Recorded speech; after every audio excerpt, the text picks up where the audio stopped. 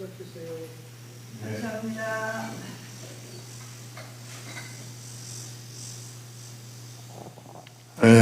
그러니까 동그라미 5번째죠. 232쪽 실존과 예수 그리스도와의 관계. 232페이지 5번. 동그라미. 네.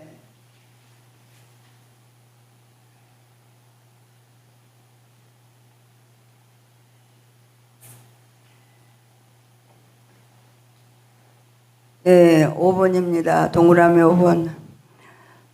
만약 이런 식으로 영이신 하나님에 대해 연구를 하게 되면 하나님에 관한 지식을 발굴하는 것과 별다른 차이가 없다. 하나님이라는 거룩하고 신적인 신비를 객관적으로 또는 과학적인 방식으로 발굴하는 것과 다를 바가 없을 것이다. 그 결과는 하나님 말씀이 하나의 어떤 법으로서의 말씀이 된다. 하나님은 내가 만든 세상의 신이 되는 것이며 이성이 만든 종교적인 신이 된다. 그때 그 신은 인간 이성이 만든 신이기 때문에 생명이 없으며 살아있는 말씀으로 나에게 다가오지 않는다. 그 결과로 인간은 자신이 만든 신을 연구하는 셈이 되니까 타자로서 다가오는 생명이 없으니 하나의 법으로 머물게 된다. 네, 그러니까 일반 종교적인 신은 그런 개념이에요. 인간이 어떤 형상화해서 거기 뭐 율례, 법도 무슨 제의 이런 걸 만들어 가지고 인간이 자기 욕구를 충족하기 위해서 신을 만들고 신을 섬겨서 자기가 요구하는 복을 갈구하는 그런 형태의 신앙 혹은 종교로 전락을 하는 거죠. 그러니까 하나님에 관한 것도 마찬가지예요. 하나님에 관한 것, 하나님의 말씀 이렇게 연구를 해도 인간 이성이 연구할 때는 하나님을 이 세상 신으로 끌어내릴 위험이 있다는 거예요. 할렐루야. 그러니까 세계관이 다른 거예요. 이 세상의 신이 아니라 하나님 나라의 하나님이시라. 할렐루야. 예, 끝으로 6번 동그라미. 네, 동그라미 6번입니다. 그러나 하나님 말씀은 본질적으로 율법으로 일어나야 하는 것이 아니라 복음으로 일어나야 한다. 그래서 복음은 인간의 사유로 하여금 세상을 인식하는 데서 자유롭게 한다. 왜냐하면 그것은 인간 자의식에게 말을 거는 말씀인 것이고 인간의 실존을 지적하는 말씀인 것이기 때문이다.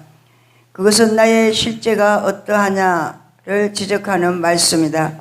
하나님의 말씀은 하나님에 관해 내가 보거나 말하는 것이 아니라 오히려 인간 나에게 말씀하시는 나를 향해 있는 하나님이다.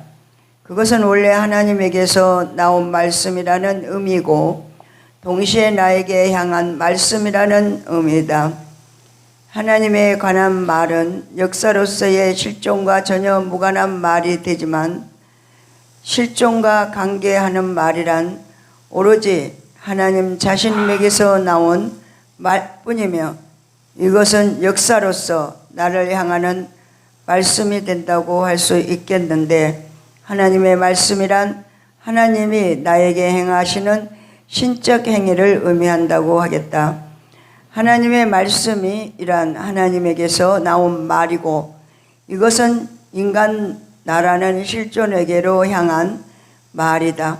즉 하나님 말씀이란 하나님에게서 나온 인간 나를 향한 말씀이다. 이것이 아니라면 하나님의 말씀은 곧 율법이 된다. 이런 점에서 하나님이 우리의 자리에 나타나시면서 자신을 우리에게 알게 하시며 자신을 실제하시는 자로 계시하신다고 말하는 것이 옳다. 율법이란 하나님의 말씀을 하나님에 관한 정보 정도로 내가 대할 때 생기는 인간의 자기 기만이다. 네, 그러니까 참 이게 심각한 얘기죠. 우리가 하나님을 잘못 이해하면 우리가 성경이 기술된 하나님에 관한 자료로 알고 하나님을 그렇게 믿을 때 어떤 예전 예배 의식에 치우치고 서로 섬기고 봉사하며 혹은 이제 자기 욕망을 위해 산다는 것은 자기 기만에 속한 거다. 그러니까 스스로 속이지 말라 그런 뜻이죠. 자기 자신을 속이는 거예요. 그래서 우리가 헛되게 인간으로서는 성경의 말씀을 율법으로 받게 받을 수가 없다는 거죠. 그러니까 사람이 될 때만, 즉 심령이 될 때만 하나님을 하나님으로, 그래서 하나님의 은혜로 우리가 구원받았다는 사실을 깨닫고 세계관이 바뀌는 거죠. 이 땅에서의 뭐랄까 부귀영화, 명예관, 출세 성공 그런 기복적인데 이용하는 하나님이 아니고 세계관이라는 거죠. 현세 천국, 그래서 궁극적으로 변화 훈련돼서 천국 백성으로 부족함이 없게 돼서 머지않아 장래에 낙원에 가게 되고 천년왕국, 영원천국. 그러니까 거기에 걸맞게 우리가 이 땅에서 천국 백성답게 어떻게 살 것이냐 하는 개념이 달라질 때 삶의 원리가 바뀌는 거죠. 개념이 바뀌는 거죠. 그렇지 않으면 자기 기만이 된다는 거예요. 예. 그 다음에 동그라미 7번입니다. 예, 동그라미 7번입니다. 반면에 복음이란 나를 향한 말이다. 율법이란 하나님에 관한 하나님에 관해 서술된 객관적인 말로 내가 받는 것이고, 복음이란 하나님에게서 나온 인간 나에게 행하신 말이다. 그것은 곧 하나님 자신을 뜻한다. 그러니까 하나님 자신이 인간 정신에게는 바로 복음이다. 나로 실제하는 하나님의 인간의 자아를 향한 하나님 자신이 될 때 비로소 복음이 나에게 일어난다. 그래서 복음은 항상 나에게 말을 거는 하나님의 고유성인 하나님 자신이다. 아멘.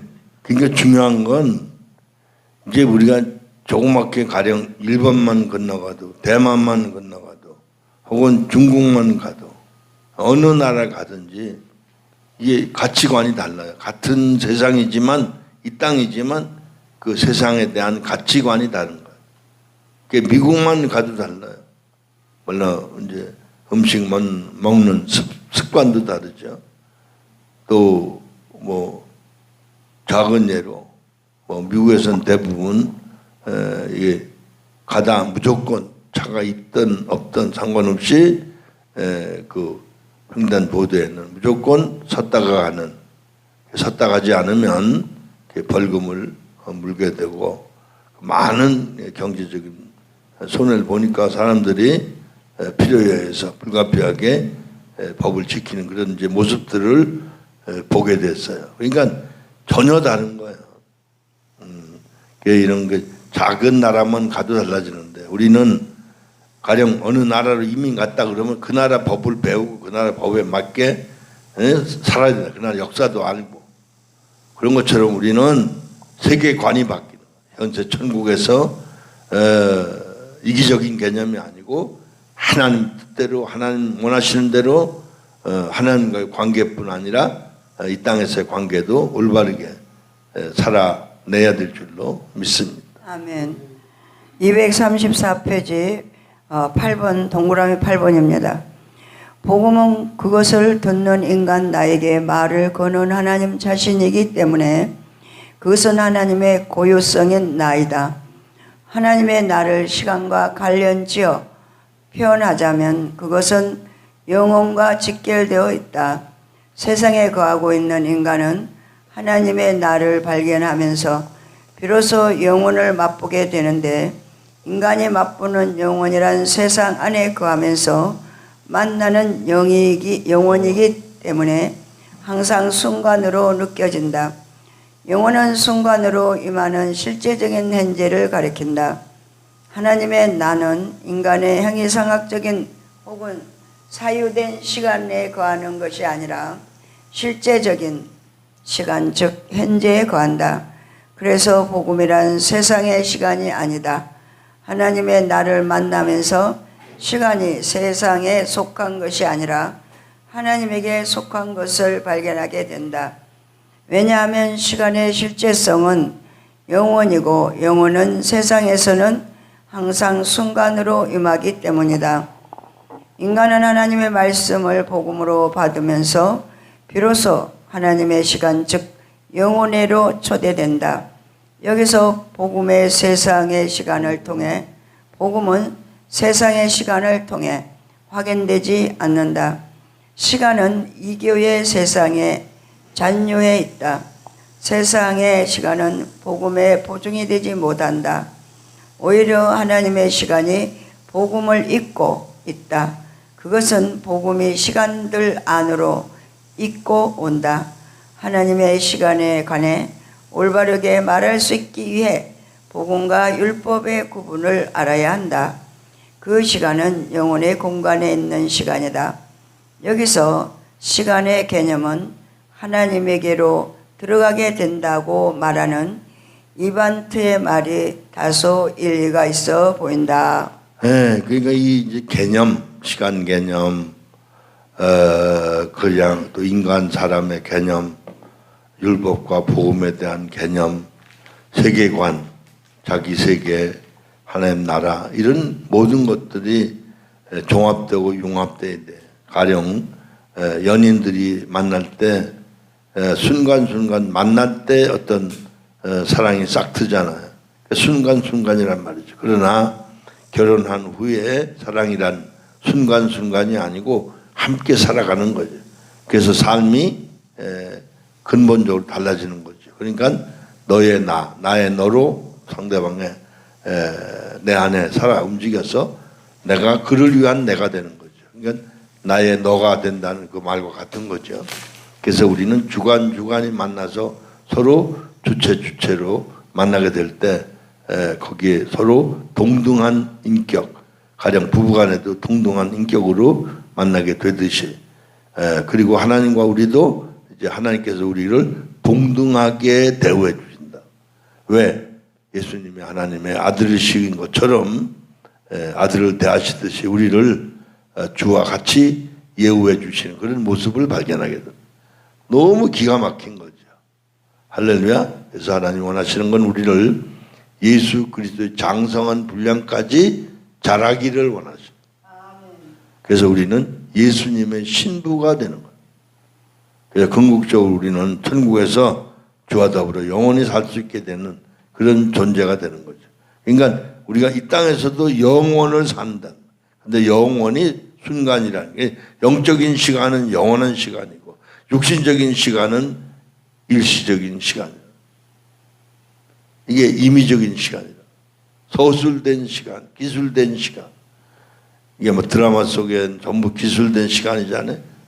그런 것처럼 소설에 나오는 시간 개념이 다 그런 거란 말이에요. 우리 인생을 바르게 알고 살 때 우리는 세상에 속지 않고 자기 기만, 자기 자신에 속지 않고 올바르게 세계관과 인생관을 바르게 알고 하나님 중심, 말씀 중심으로 살게 되는 복된 삶이 우리에게 영이 될 줄로 믿습니다. 아멘. 아멘. 235페이지 6번 하나님의 말씀과 예수 그리스도 동그라미 1번 하나님이 나에게 말을 거시는 방법은 그리스도로서의 자신을 주셨다는 사실에 있다.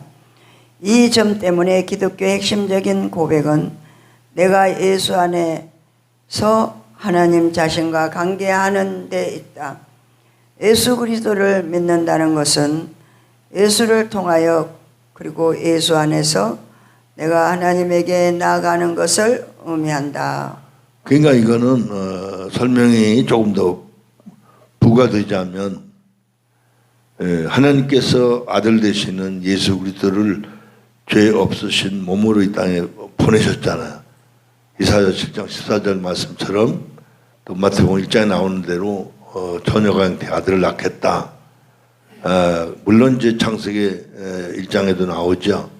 3장 15절에 여자의 후손이 뱀의 머리 상하게 하고 뱀은 뒤꿈치를 문다. 뭐 그런 이제 뱀의 후손이 뒤꿈치를 문다. 뭐 그런 개념이 있잖아요. 그러니까 궁극적으로 우리는 예수와 하나가 되게 하시기 위해서 하나님의 지혜와 능력으로 아들 예수 그리스도를 성자이신 예수님을 동정녀에게 잉태되게 하시고 죄 없이 나게 하시고 십자가에 함께 죽고 함께 장사되고 함께 일으키는 과정을 통해서 한 영이 되게 만드시고 성령 안에서 영적으로 거듭난 인생에게 성령 열매를 맺게 하시고 성령의 능력을 입혀주셔서 자기와 죄와 환경과 마귀 이길 수 있는 능력을 주시는 하나님. 그래서 그리스도 예수 안에서 우리를 예수 안에라는 말은 그 말에 다 포함된 거죠. 그래서 우리는 예수 그리스도로 말미암아 영생을 얻게 되는 거죠. 얻게 되고 예수 그리스도 말미암아 승리하게 되는 줄로 믿습니다. 할렐루야. 네, 동그라미 두 번째입니다. 네, 235페이지 동그라미 2번입니다. 하나님이 그리스도로 자신을 주셨음을 우리는 신앙으로 고백한다. 그리스도로 자신을 주신 것은 하나님으로서의 유일한 자신을 주신 방법을 뜻한다. 하나님이 그리스도로 자신을 주는 방식은 하나님으로서는 인간을 향한 유일한 행위이다. 그래서 그리스도는 하나님의 독생자이다. 독생자는 하나님의 바로 그 말이다. 이것은 하나님이 그리스도 외에 더 이상 인간에게 주실 자신이 없다는 말이다. 즉 유일하게 주신 하나님의 자신이 그리스도이다. 아멘. 기가 막힌 얘기죠. 말씀이 육신이 된 분, 성육신 하신 분. 바로 그게 하나님 말씀 자체이신 예수 그리스도. 그분을 통해서 자기 자신을 우리에게 주셔서 우리는 그로 즉 예수 그리스도 말미암아 영생을 얻고 그리고 그로 말미암아 영원한 삶을 이 땅에서부터 누려서 이제 천국을 향해 달려가는 존재가 된 줄로 믿습니다. 아멘. 동그라미 3번. 네, 동그라미 3번입니다. 235페이지. 왜 하나님은 자신을 유일하게 인간에게 주는가? 그것은 인간의 자아가 하나님으로부터 하나님 자신을 유일한 말씀으로 드려야 하는 문제를 가진 존재라는 의미이다. 인간의 문제란 그가 하나님에 대해 유일한 상대이고 궁극적으로 아가페이신 하나님을 로고스로 들어야 되는 존재이기 때문이다. 이런 점에서 그리스도는 하나님에 관한 객관적인 말씀이 아니다. 그는 하나님 중심에게서 나오셔서 인간의 자아에게로 향하는 유일한 바로 그 말씀이다. 그리스도는 하나님에 관해 일반적으로 혹은 객관적 지식을 설명하는 말씀이 아니다. 그분은 인간 나를 향하시는 하나님에게서 나온 하나님 자신이다. 그리스도가 인간 나를 향한 하나님 자신이라면 이 말은 내가 그리스도를 하나님의 유일한 말로 여겨야 한다는 의미이기도 하다. 이런 점에서 우리는 그리스도에 관해 일반적인 지식을 말할 수 없다. 그리스도에 관한 정보나 객관적 지식을 기대한다는 것은 나로 실제는 하나님을 오해한 결과이다. 그리스도에 관해 말하는 것은 역사적 비평 연구를 통해서이다. 소위 역사적 비평 방식을 통해 그리스도를 말하는 것은 기독교의 하나님을 근본적으로 오해한 결과이다.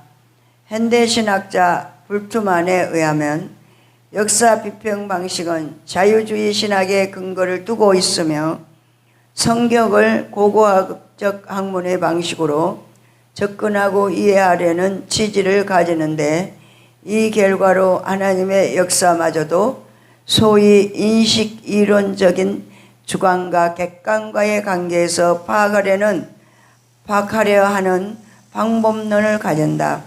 이것은 역사적인 사실을 객관화로 보려는 것에 기초하여 다양한 역사 현상을 어떤 주관적인 카테고리 속에서 파악하려는 이상주의적인 사관에서 나온 발상이라고 불투만은 지적한다. 이 방법이 범하고 있는 근본적인 오류는 역사 비평 방식의 본래적 의미를 찾지 못하여 결국 신앙을 깨뜨린 데 있었다고 지적할 수 있다. 역사적 비평 방식은 항상 그리스도에 관해 말을 하려 한다. 그러나 우리 입장에서 보면 예수 그리스도에 관한 정보나 나의 영혼과 무관한 객관적 지식을 얻고자 하는 모든 노력은 그것이 신학이든 신앙이든 죄악이 분명하다. 왜냐하면 그것은 아가페이신 하나님을 로고스로 듣는 것이 아니라 하나님에 관해 설명하는 인간의 말을 듣는 것이며, 이것은 인간의 고유성인 나를 그분에게 넘기는 영적 행위이기보다 소위 그분 앞에서 경청하는 것이기 때문이다. 그것은 나 자신을 객관화시켜 하나님 앞에 드러내지 아니하고 오히려 은폐하고 숨기려는 행위이기 때문이다. 죄악이란 인간 내가 하나님 말씀 앞에 나 자신을 숨기는 행위다. 아담이 선악과를 따먹었을 때 하나님은 아담에게 너 어디 있느냐라고 물으셨다. 루터는 창세기 주석을 하면서 아담의 범죄는 선악과를 따먹은 데도 있지만 자신을 하나님 앞에서 숨기면서 하나님과 논쟁하려는 행위가 바로 아담이 저지른 죄악이라고 한다. 루터는 창세기 주석에서 아담의 죄악은 금지된 선악과를 따먹은 행위에 있기보다 하나님이 그렇게 말하셔야 했는가? 라는 질문과 함께 자신을 하나님 밖에서 자신과 전혀 무관하게 서서 하나님과 논쟁하려 했다는 데 있다고 밝힌다. 그래서 이런 점과 아울러 하나님에 관한 모든 말은 사실 이렇게 죄에 기초한 논쟁이라고 불투만은 해석한다. 하나님 말씀을 들으면서 하나님 자신을 듣는 것이 아니라면 인간 자신을 부르는 하나님 앞에서 자신을 숨기는 행위다. 이것은 하나님 앞에서 자신을 은폐하려는 행위다. 하나님이 자신의 심장인 그리스도를 가지고 인간 나에게 말을 거시는데 그 말씀을 객관화시킨다면 그것은 자신을 주시는 하나님을 거부하는 죄악이다. 자신을 주시고자 나에게 말을 거시는 하나님을 거부하는 것은 죄악이며, 이 죄악은 곧 인간, 나의 상실이다. 나의 상실은 곧 인간 정신의 실제성이 상실됨을 의미한다. 하나님이 그리스도를 가지고 나에게 말을 거는데 그 말을 듣지 않겠다는 것이며, 그것은 근본적으로 죄악이다. 그리스도에 관해 듣거나 들으려 모든 행위는 정신의 죽음에 의한 죄악이다. 네, 그러니까 이제 이게 문제가 뭐냐면 사람이 개미하고 결혼하는 게 아니잖아요. 사람이 사람끼리 결혼하듯이 하나님이 인간을 하나님의 형상으로 지으셨기 때문에 잃어버린 그 형상을 회복시키시는, 그래서 그리스도 예수 안에서 우리 인간의 DNA가 어머니 모태의 수태됨으로 태아가 되고 하나님이 영혼을 집어넣으실 때에 인간이 되듯이 하나님에 의해서 창조된 하나님의 형상인 우리 인간의 영혼이 하나님과 비록 단절도 있지만 하나님의 형상이기 때문에 그리스도 예수 안에 주님의 부활하신 그 영을 우리 영과 한 영이 되게 할 때에 우리는 새 생명으로 태어나게 돼서 우리 존재 양태가 근본적으로 다른 존재로 바뀌게 되니까 우리가 결혼하면 세계관이 바뀌잖아요. 가령 요즘 국제 결혼을 많이 하는데 어떤 자매가 얘기를 했더라고요. 자기는 독일 여자인데 한국에 와서 살면서 그런 얘기를 해요. 경제적인 수치를 보면 독일이 세계 네 번째 잘 사는 나라래요. 그런데 실제로 한국에 와서 살아보니까 한국이 더 잘 살다. 이렇게 설명하는 거 볼 수 있어요. 그러니까 어떻게 돼? 한국 남자하고 혼인한 외국 사람들, 가령 필리핀, 미얀마, 태국, 뭐 각국 나라 사람 있잖아요. 몽골, 유럽에서 뭐 프랑스가 됐든지 이태리가 됐든지 독일이 됐든지 화란이 됐든지 수많은 사람들이 한국 남자하고 남미도 마찬가지죠. 한국 남자 결혼했을 때 그들의 문화에 대한 가치관도 바뀌고 삶의 방법도 바뀌는 거. 그리고 그들이 출산하는 아이들은 전부 이제 2세들이 뭐 한국 사람이 되는 거죠.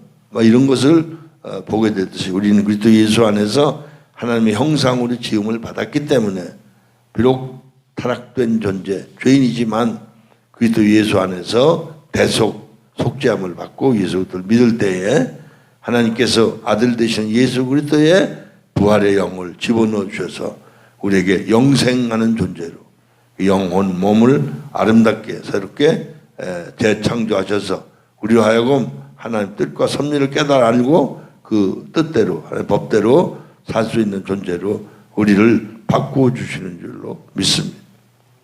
아멘. 네. 예. 동그라미 네 번째 237페이지.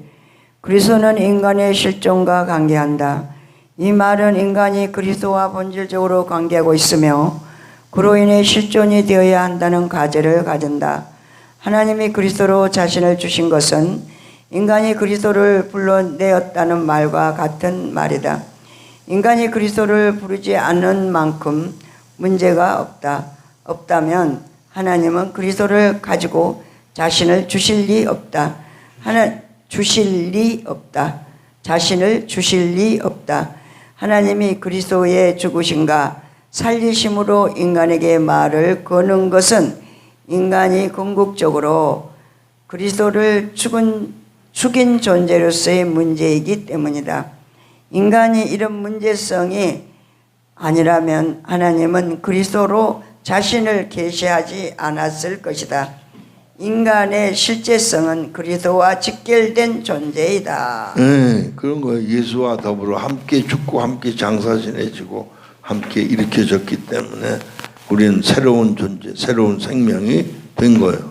그러니까 우리의 모든 그 본질적인 실제성은 그리스도와 직결된 존재. 할렐루야. 그러니까 놀라운 거죠. 뭐 가령 우리 한국 여자가 가령 러시아 사람하고 결혼했다. 그럼 러시아 자녀를 낳게 되는 거잖아요. 그 세월이 흐르면 그 사람은 러시아 사람이 되는 걸 볼 수 있습니다. 그와 마찬가지예요. 우리는 그리스도 예수 안에서 주님이 죽으시고 부활하신 게 함께 죽고 함께 일으킨 놀라운 사건, 거듭난 사건.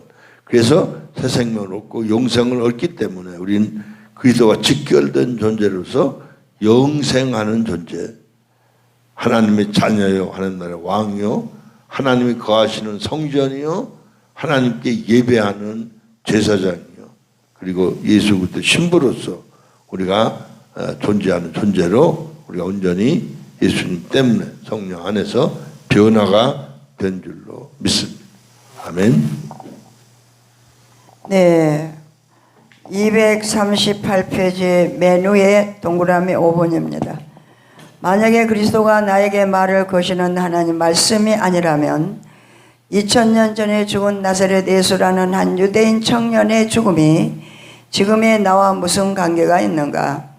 예수와 지금의 나와 무관하다면 기독교 신앙은 예수 그리스도를 믿는 신앙이 아닐 것이고 모든 고백의 뿌리가 되는 사도신경에서 가르치는 고백과 무관할 것이다. 우리가 믿는 고백의 상대는 유대의 나사렛에서 사역하셨던 역사적 예수만은 아니다. 만약에 역사적 예수만이 우리의 고백과 신앙의 상대라면 굳이 기독교 신앙이라고 할 필요가 없을 것이다. 과거 역사에 한때 있었던 신비가나 초자연적인 역사를 일으켰던 자들을 믿는 것과 별로 차이가 없을 것이다. 이 문제는 나중에 다시 거론할 것이다. 그렇죠. 예수 그리스도가 나사렛 지역에 살던 한 유대 청년이었다. 그럼 그가 어떤 고난을 겪었던지 역사적 사실은 될 수 있지만 우리와는 무관한, 즉 우리의 개개인의 구세주로서는 의미가 없는 분이 되는 거죠. 그러니까 이 역사적 사실이 우리에게 새롭게 일어남을 통해서 속죄, 대속, 그리고 거듭나는 이런 신비적 역사가 구원이란 거대한 은총으로 우리에게 다가오는 거죠. 할렐루야. 그 2000년 전에 역사적 사실이 아니야.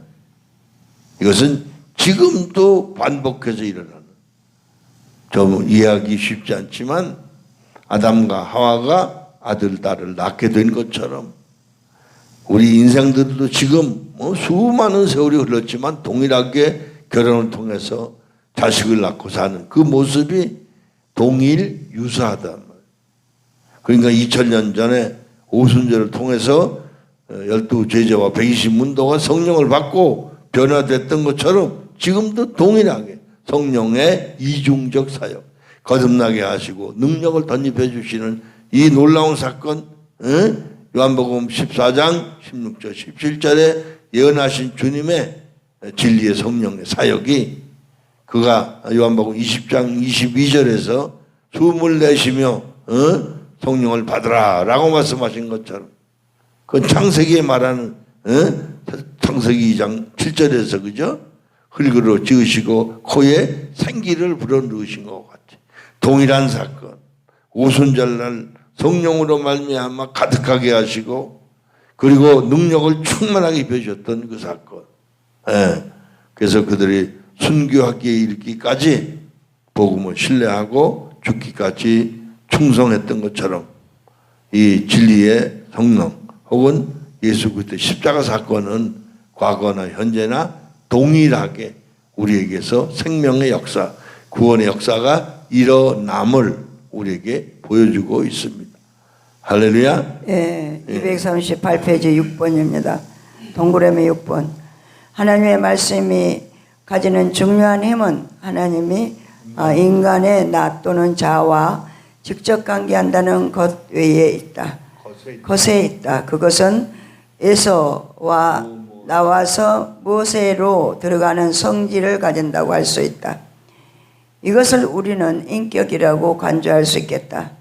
이 점에서 하나님 말씀은 살아있는 인격의 말씀이다.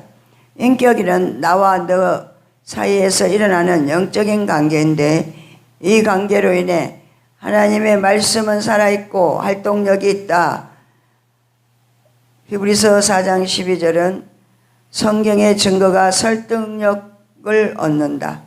만약에 말씀이 단순히 기록되어 있는 문장이든지 발성된 문장이라면 그것은 아무런 힘을 가지지 못하는 죽은 말이 될 것이다.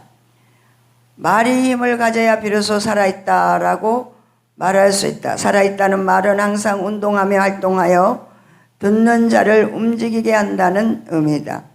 또한 단순히 활동하며 움직이는 것이 아니라 그것이 인간 나에게 의미로 와 닿기 때문에 살아있는 말이 된다. 하나님의 말씀은 인간에게는 오로지 의미로 일어나기 때문에 살아있는 말이 된다.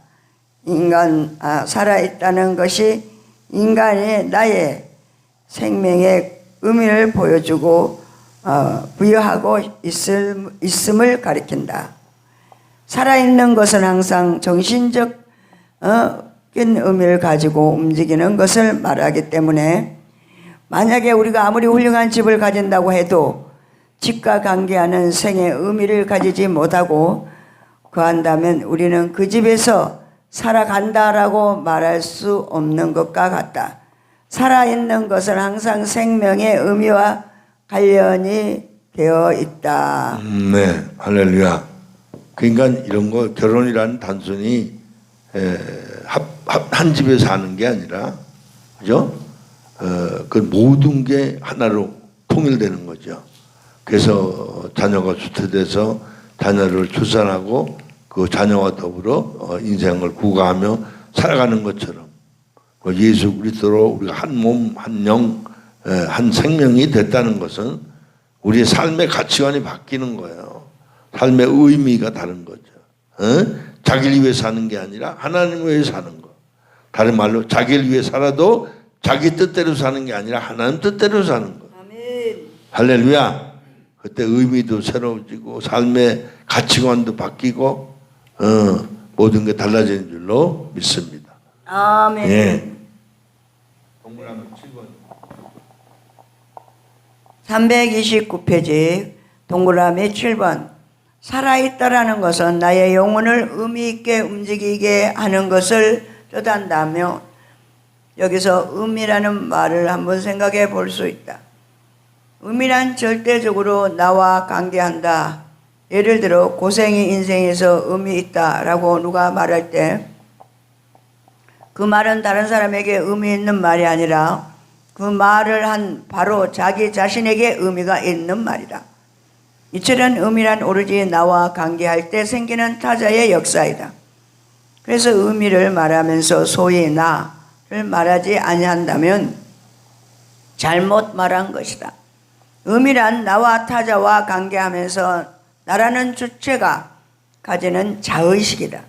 하나님의 말씀은 타자로서 인간 나라는 주체에게 의미 있게 와 닿는다. 즉 하나님의 말씀이 나에게 말을 것이고 나는 그것을 의미 있게 듣는 것을 말하는데 그것은 역사이다. 거기서 하나님은 살아있는 말씀이 되는 것이다.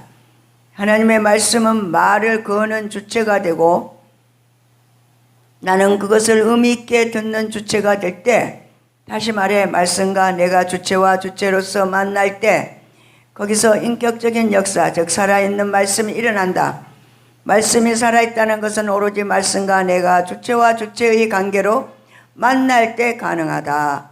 이 관계는 절대적으로 인격적이며 인격 속에서 비로소 역사가 일어나는 것이다.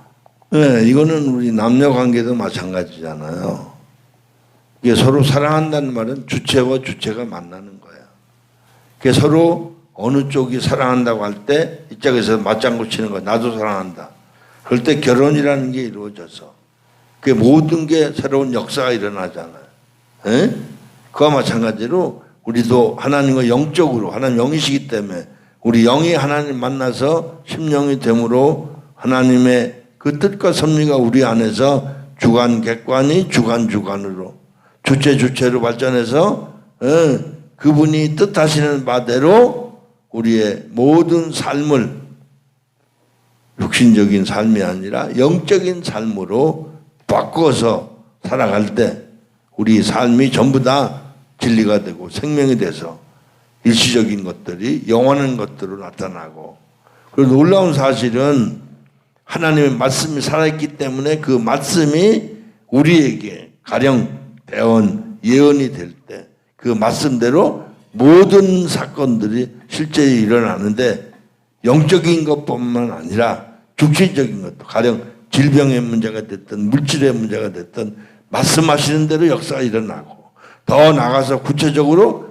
성경이 계시한, 즉 아가페가 로고스로 된 기록된 말씀, 그 말씀대로 영육간에 우리에게 실제로 이루어지는 줄로 믿습니다. 그게 하나님의 말씀이 살아있다는 증거라는 것을 우리가 증명할 수 있습니다. 아멘. 예, 동그라미 8번입니다. 239페이지. 네, 239페이지 동그라미 8번입니다. 예수 그리스도는 사랑이신 하나님이 말로 인간에게 인격이 되신 대신 신적 역사이다. 그래서 그분은 인간을 향한 하나님이 바로 그 말씀이다. 그분은 하나님이 인간에게 말을 거시는 바로 그 말씀이다. 다르게 표현하면 신적인 문장이라고 하겠다. 이때 문장은 인간의 표현대로 단어의 기능적인 배열이 아니고 무엇을 짓는 행위이다. 성경에서는 하나님이 자신의 문장으로 자연을 창조하셨다고 기록되어 있는데 그가 짓는 문장은 우리처럼 소리를 실은 단순한 음성이 아니라 실제를 형성하는 창조적 행위다. 천지창조는 하나님의 문장에 의해 창조되었다. 이 문장은 사람에게는 사랑으로 이해된다. 하나님의 말씀은 사람에게는 곧 사랑이다. 그래서 말과 사랑은 정신적인 근거에서 함께 속한다. 이렇게 본다면 예수 그리스도는 사람에게 말을 거시는 하나님의 문장이다. 그래서 그분은 사람에게는 사랑이시다. 하나님 편에서는 말이 인격으로 나타나셨지만 인간 편에서는 말이 사랑이 되셨다고 하겠다. 그래서 예수 그리스도는 하나님의 말씀으로서의 인격이시면서 동시에 사랑이다. 하나님의 역사란 말이 인격으로 그리고 사랑으로 나타난 것을 뜻한다. 왜냐하면 하나님은 나로 실제하시기 때문에 항상 인간에게서 너를 찾고 계시며 동시에 인간을 하나님의 즉 사람으로 만드시기 때문이다. 인간이 하나님의 너가 되어야 하나님이 아가페로 이해될 수 있다. 다시 말해 인간이 사람이 되어야 말이 사랑으로 이해된다. 사람은 말을 사랑으로 바꾸어서 듣는 존재이기도 하다. 사람에게서 말이 사랑으로 바뀌는 역사가 일어난다. 사람이 아니라면 하나님을 사랑으로 받을 수 없다. 네, 이게 이제 우리가 일반적으로 그러죠. 우리 인간의 언어의 말도, 인간의 말도 사실은 입술에서 나오면 그게 상대방에게 전달될 때까지는 하나의 전파로 바뀐다.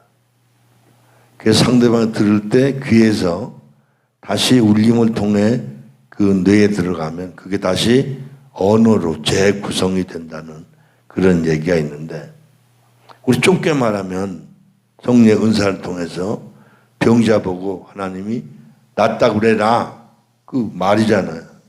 얘기하면 큰 믿을 수 없는 사건이 낫는다. 또 그뿐만 아니에요. 하나님 우리 영혼에게 너는 영생해노라 하는 말씀, 응답이 떨어지면 그 자체가 영생이다. 할렐루야.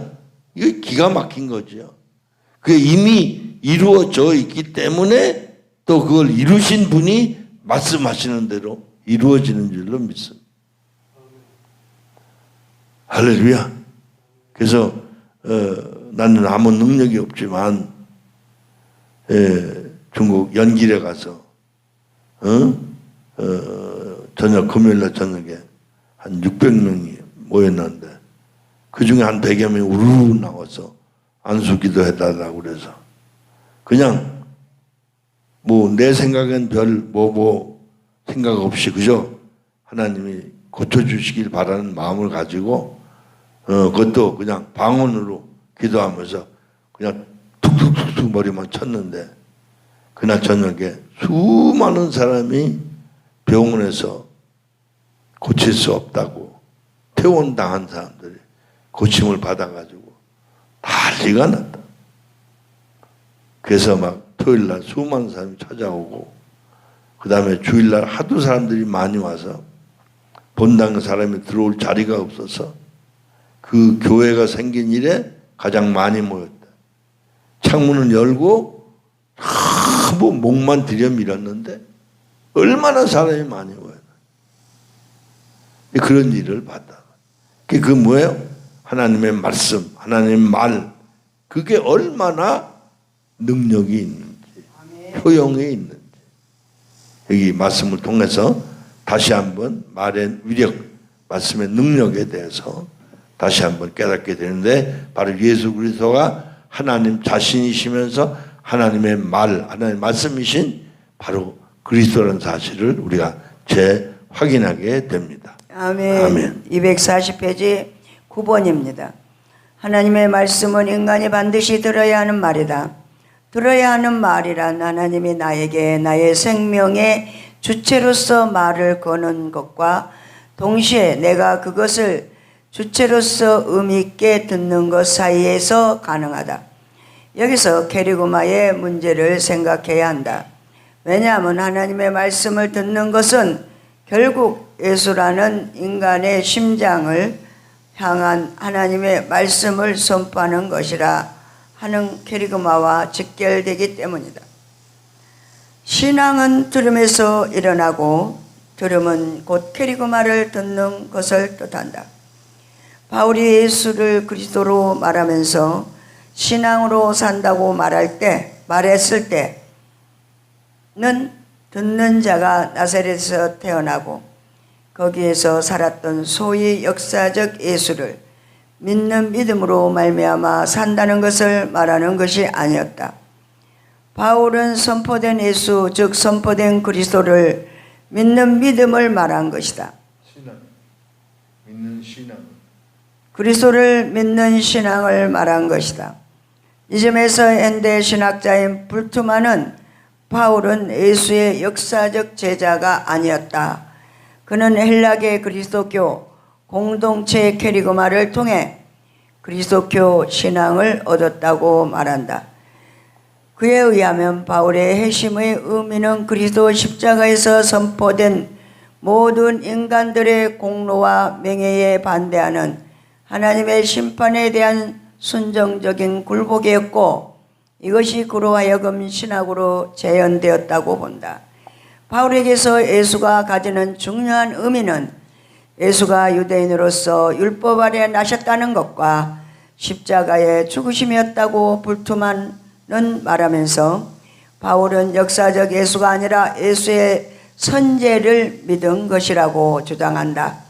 그래서 역사적 예수와 선포되는 그리스도를 구분한 캐리는 부활하신 주는 복음서 뒤에 있는 역사적 예수가 아니라 사도들의 선포 캐리고마 즉 신약 성경 전체의 그리스도이다.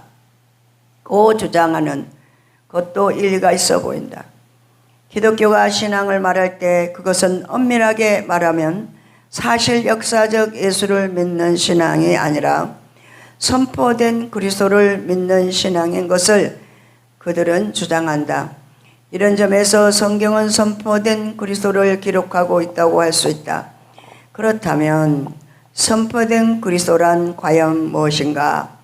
예수 그리스도의 선포는 예수 그리스도가 인격에서 언어로 표현되는 곳에서 일어난다고 할 수 있다. 즉 예수가 그리스도이심을 우리의 언어로 설교되고 선언되는 지점에서 그분이 인격으로 역사하신다는 의미이기도 하다. 예수의 인격은 시각이나 이성의 대상이 아니라 듣는 심장이나 그 심장에서 고백됨으로 다시 일어나심을 가리킨다. 선포라는 말은 헬라어로 캐리고마라는 말인데 전파한다 또는 알게 한다라는 말이다. 선포라는 말의 뜻은 이미 그 말 자체가 선포의 본질이 무엇인가를 우리에게 가르쳐 준다. 그것은 말하는 자와 말을 듣는 자 사이에서 무엇인가 일어나고 있음을 전제로 한다. 그래서 선포란 일방적인 독백이 아니라 말하는 자와 말을 듣는 자 사이에서 일어나는 하나의 인격적인 사건이다. 지금 일어나는 사건이 선포라는 말이 가지는 중요한 의미라고 하겠다. 선포가 지금 여기서 일어나는 사건이 아니라면 교리주의 또는 성경주의가 되는 하나의 지나간 과거적인 사실이 된다. 교류주의와 성경주의야말로 살아있는 말이 하나의 판에 박힌 사물이 되는 상태, 즉 실증주의화 될 때 나타나는 병적인 결과라고 해도 과언이 아니다. 선포가 지금 여기서 나에게 일어나지 아니할 때 그 선포는 하나의 문서화되고 교리가 된다. 문서화된 교리란 이미 한때 일어났던 선포를 뜻한다. 즉 사물화 되어버리고 실증주의화 되어버린 하나의 죽은 사실이 되는 셈이다. 교리주의와 성경주의란 지금 일어나야 하는 선포가 더 이상 지금 여기서 생명의 언어로 재현되지 않고 그저 단순히 하나의 죽은 사실로 과거에 한때 일어났던 선포에 대한 하나의 기록된 선포 또는 하나의 전승된 선포가 되었음을 가리킨다. 살아있는 선포가 하나의 죽은 문장이 될 때 이런 현상이 나타난다. 성경은 기록된 선포를 담고 있다. 그러나 성경은 동시에 지금 여기서 우리의 심장에서 예수의 육성 혹은 음성이 다시 일어난다. 나는 선포가 되어야 한다. 성경을 단순히 과거에 한때 일어났고 지금 나와 전혀 무관한 하나의 기록된 선포로 대한다면 선포로 대하면 선포는 일어나지 않는다. 성경은 지금 여기서 나의 심장을 향하여 말하는 주체로 대하는 것이 아니라 하나의 객관적인 대상, 즉 객체로 대하면 성경은 그저 일어난 역사로 남게 될 것이다. 그러나 선포란 지금 일어나야 하는 말씀이 분명하다. 그것이 아니라면 성경은 하나의 위대한 선포를 담은 기록 문서 또는 위대한 문학 작품이 될 것이다. 선포란 지금 여기서 나의 심장에서 나의 고유성을 불러내고 또한 일어나야 하는 말씀이다. 그것은 말하는 자와 말을 듣는 자가 지금 여기서 주체들로 있어야 하기 때문이다. 듣는 자 없는 선포란 독백주의이고 말하는 자 없는 선포란 사변주의이다. 아멘. 아멘. 할렐루야. 예, 여기까지만 하고요. 잠시 쉬겠습니다. 할렐루야.